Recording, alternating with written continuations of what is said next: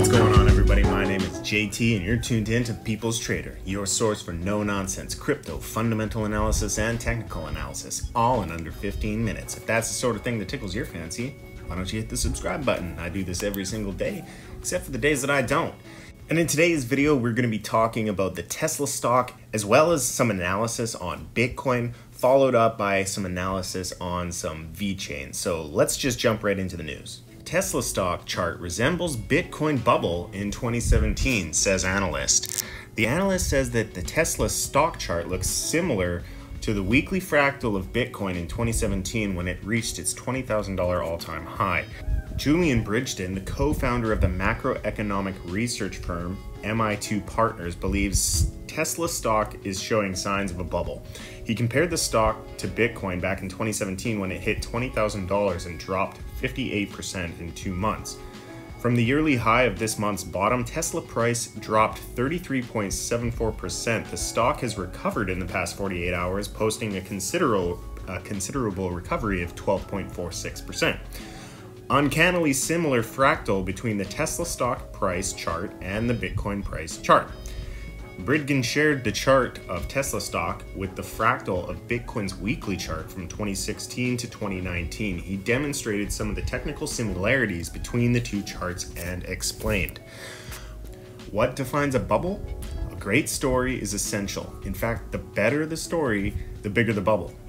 Then lots of liquidity, and finally a classic bubble chart. For example, Bitcoin in 2017. In Tesla, we have all three. While the similarities between Tesla and Bitcoin's chart exist, there are several key differences. First, the chart compares the daily chart of Tesla stock on the weekly chart of Bitcoin. Second, Tesla is a public company. It is fundamentally different from Bitcoin, which is a peer-to-peer network. Moreover, Bitcoin is becoming increasingly seen as a store of value, often referred to as digital gold. Investors, both institutional and individuals, utilize Bitcoin as a means to store and transfer value. For instance, MacroStrategy purchased $250 million worth of Bitcoin on August 11th, adopting it as the firm's primary treasury asset. In contrast, Tesla is the world's most valuable car maker whose stock price massively depends on the company's performance. But while there may be technical similarities between Bitcoin and the Tesla chart, especially since the correlation between Bitcoin and stocks hit new highs this summer, fundamental factors likely affect the Tesla stock more than the technicals. In near term, analysts say Tesla has three main catalysts that could aid the stock's recovery. Credit Suisse analyst Dan Levy outlined the three factors as S&P 500 inclusion, Battery Technology Day, and stock split. On September 22nd, Tesla is expected to host Battery Technology Day. Analysts expect Tesla to announce a long-lasting and better-performing battery technology. Variables such as the release of new technologies and an S&P 500 inclusion of the Tesla stock in the medium term could lead to the stock's recovery. At the same time, some analysts have predicted inclusion in the S&P may see significant changes solely due to the size of Tesla. Of course, there's no guarantee Tesla will be included in the next ad, giving challenges in adding a company of Tesla's size. As such, an argument could be made that the Tesla stock's pullback was expected and was largely intensified by the Nasdaq's recent slump. So if we go and take a look at this fractal pattern, so yeah, there are similarities inside of this pattern, but you know, a lot of people, they like to, fractal analysis is, you know, it can be very easily disproven. You know, what if Tesla goes for another impulse to the upside? We really don't know. It's just in an uptrend, and the trend is your friend until it ends. If you see over here, you know, we had a high and then a low and then a higher high and a higher low and a higher high and a higher low. What's to say that it doesn't print another high? You know, that coupled with the fact that this is the Tesla daily chart overlaid on the Bitcoin's weekly chart, you know, the fractals don't always play out.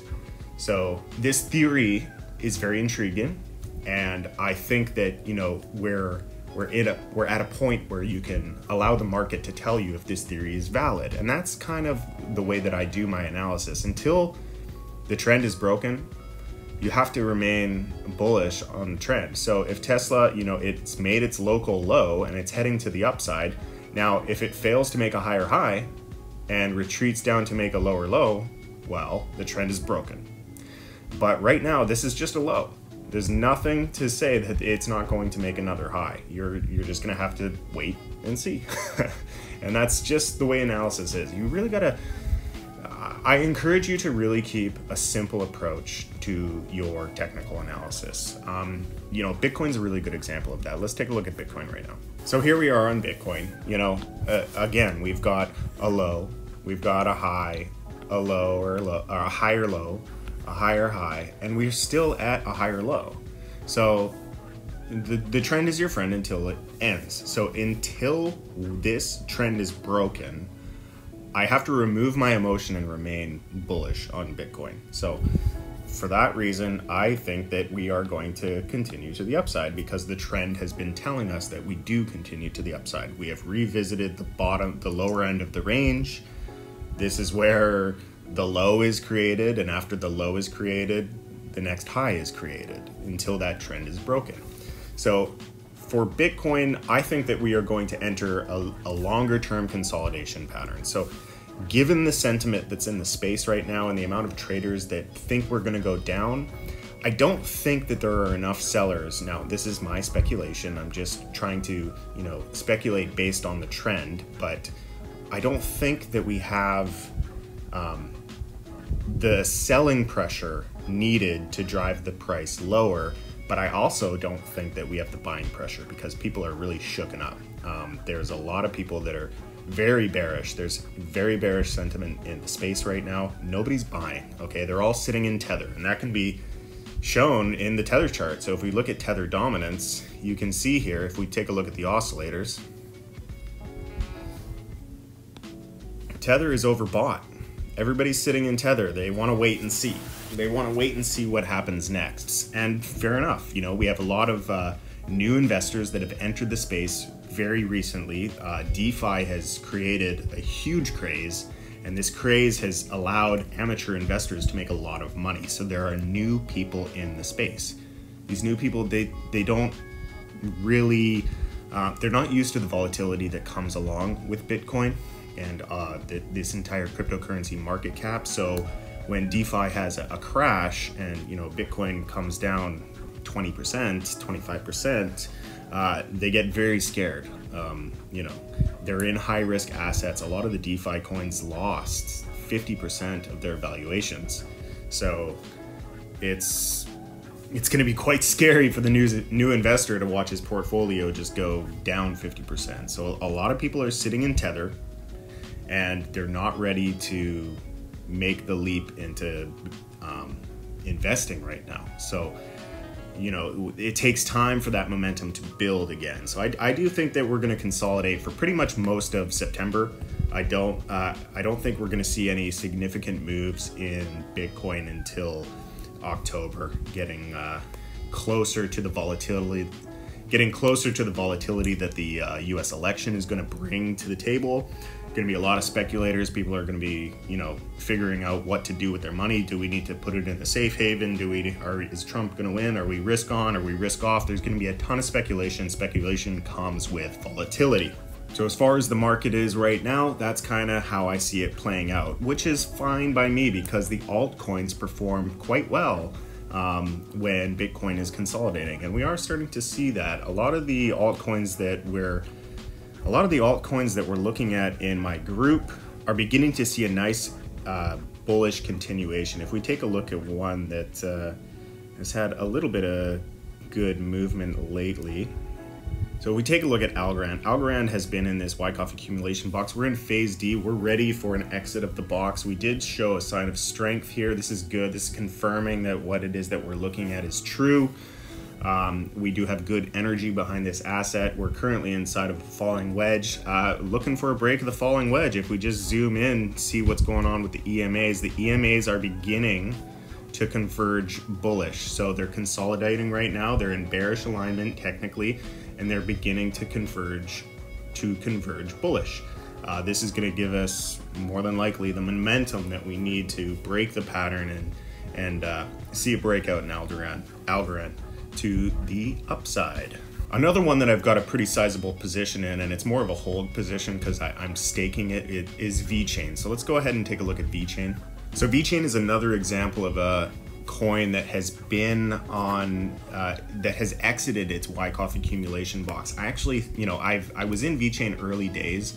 This is one of the larger holdings that I actually held on for the long cycle. So because of the staking, I just wanted to keep the asset. I knew it was gonna bottom out and go back up anyways, and one VeChain always equals one VeChain, so I wanted to hold on to it.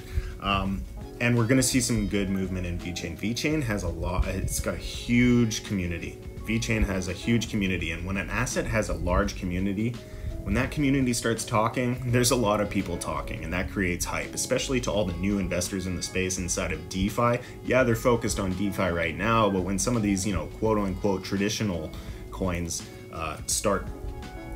start showing significant gains, they're going to be pulling their liquidity and they're going to be coming into VeChain. So if we take a look at VeChain, we are nearing the, we have retested the top of the box. I'm on the line chart right now, but if I put on the candles, you can see that I'm going to call that close enough. We came and we touched the bottom of the box. The fact that we didn't actually come down and sit on the box and formed an LPS, last point of support, tells me the strength behind this asset. So, a lot of people are kind of down on VeChain. They think, oh man, it's just not good. It's not getting the same attention that DeFi is, and that's true. But that liquidity will come to our traditional space. So if we pull a Fibonacci, you can see that the top of the look at this. It lines up perfectly with the 618. The 618 is the golden retrace. So the Fibonacci retracement on VeChain has reached the top of the box. The top of the box held as support.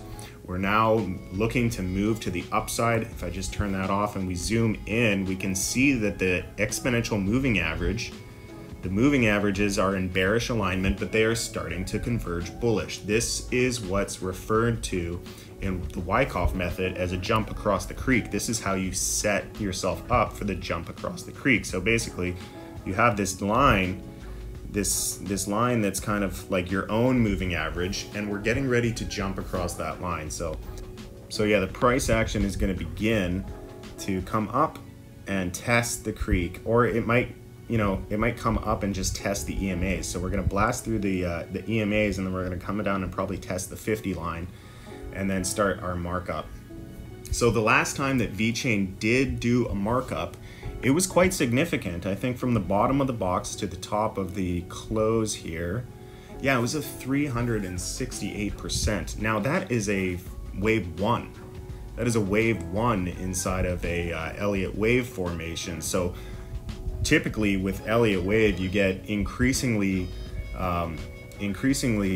larger waves. So we had our wave one, and then we came down to our wave two, and then we're probably going to get a wave three. Let's just take a look at so the wave three is probably going to be where the coin entered this blockchain. For those who have been in VeChain for a long time, you know that we used to be on the VEN token. It was an ERC20 token, and now we're on the VET token. So I would not be surprised that is a level that a lot of traders are looking at. So we're looking at 323 Satoshis.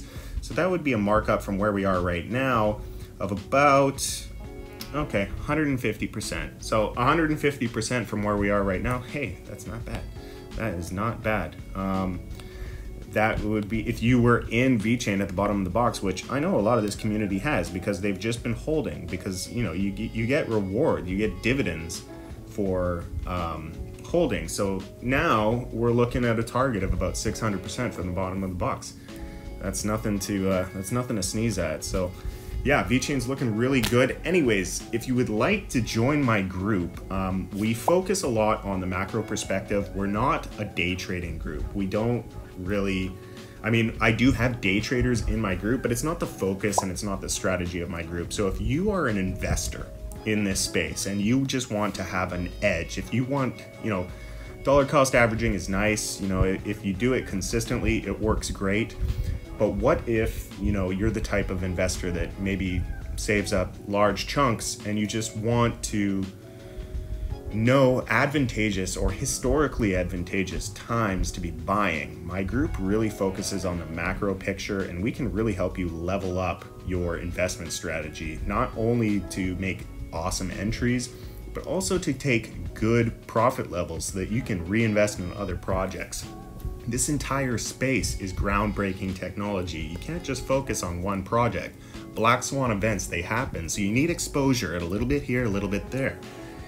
With our diversifying strategy, you basically take the portfolio you have and you learn how to leverage that to get free coins. You know, our strategy allows you to release capital with no more investment for you. If that doesn't make sense, well, hey, join the group. It's $35 a month. You can pay in crypto, or you can join my Patreon link down below and you can pay with a credit card.